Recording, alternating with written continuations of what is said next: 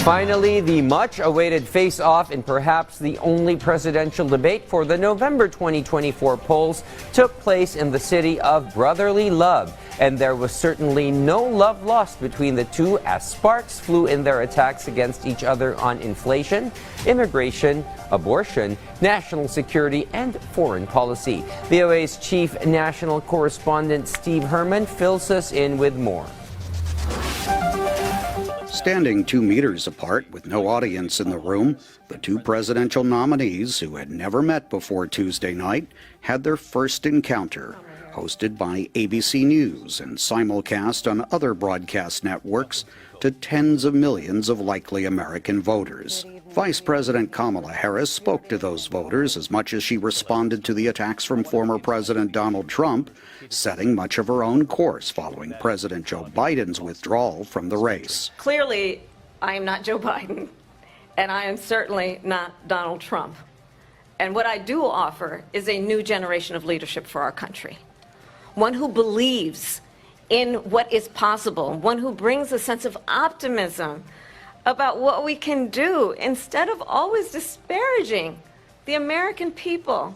Trump blamed Harris, whom he called a Marxist, for a surge in illegal migration into the United States. They've destroyed the fabric of our country. Millions of people let in. Trump, without evidence, also blamed Harris for Russia invading Ukraine and the war in Gaza. She hates Israel. At the same time, in her own way, she hates the Arab population because the whole place is going to get blown up. Arabs, Jewish people, Israel will be gone. For Trump, it was his 7th time on the presidential debate stage.